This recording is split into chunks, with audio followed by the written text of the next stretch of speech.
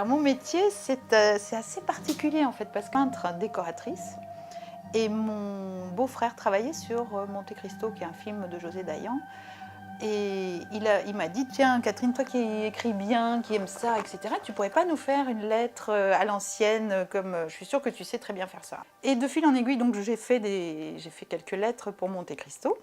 Ça leur a bien plu, et puis sur le film d'après, ils m'en ont demandé d'autres, etc. Et voilà, de fil en aiguille, en fait, j'en ai fait une spécialité, et je suis donc maintenant calligraphe, spécialisée dans le cinéma. Je vais avoir un film qui va sortir sur Colette.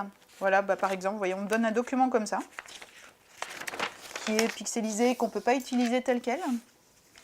Et puis, voilà, je vais chercher un papier d'époque. Par exemple, typiquement pour celui-là, je vais chercher un papier d'époque et puis essayer de changer le texte. Ils voulaient un texte différent. Donc voilà, pour donner un aspect comme si...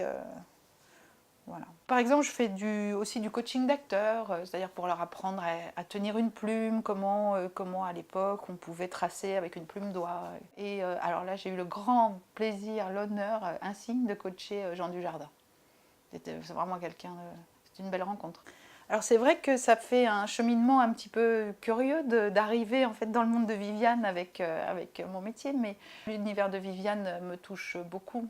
J'avais visité sa maison déjà, j'avais appris à son histoire, j'avais regardé le film, donc ça m'a paru déjà une belle opportunité déjà de faire quelque chose qui soit juste pour le bonheur de le faire, et puis par amitié. Au début, en fait, on pensait qu'il fallait imiter un petit peu l'écriture de Viviane, comme si c'était elle qui avait en fait calligraphié les mots des périodes pour l'exposition. Ensuite, Franck avait, lui, je pense, plus une idée, il avait une idée en tête, et donc on a creusé ça ensemble jusqu'à un point. Donc je vais vous montrer un petit peu les différentes recherches que j'ai faites, qui sont comme ça, comme ça, comme ça. Voilà, donc ça tâtonnait un petit peu. Franck a, lui, inventé la calligraphie qu'il avait en tête, et qui s'est trouvé être vachement bien, en fait, extrêmement bien. Et à partir de ça, en fait, moi j'ai retravaillé sur ce modèle pour prendre donc son geste et pouvoir calligraphier les 8 autres périodes en question. Alors le fusain, je l'ai coupé exactement à la taille que Franck m'a recommandé de le faire, c'est-à-dire 1,8 cm.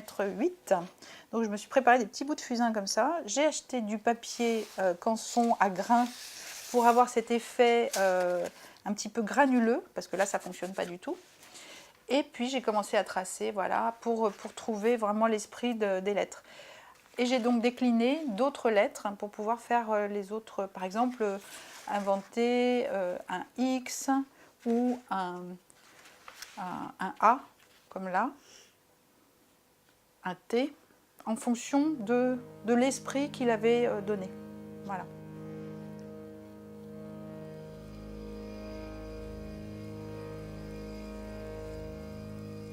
Oh my child,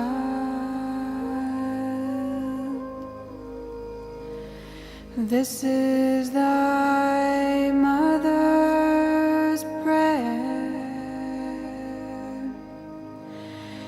This is thy mother's prayer.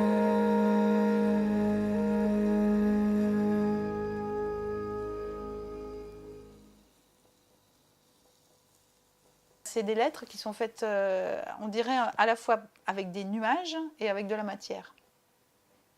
C'est tout Viviane, il me semble.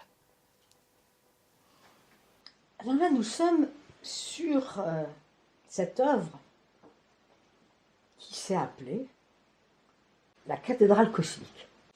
En fait, c'est une œuvre qui est le résultat d'une longue intériorisation où, quand on est en cheminement très fin à l'intérieur de soi, il arrive on est comme éclairé par quelque chose. Et là, je sens, il y a un espace de lumière où la musique intérieure de notre cœur, il émane. On se sent dans une cathédrale.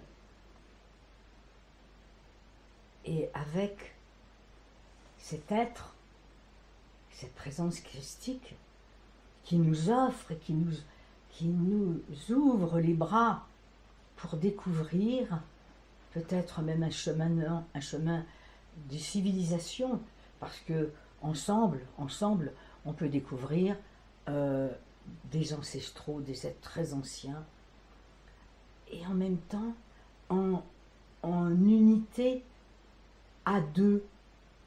C'est le signe de l'infini en duo. Et on s'aperçoit qu'il y a à la fois tous ces êtres très anciens qui ont intégré la musique originelle, n'est-ce pas?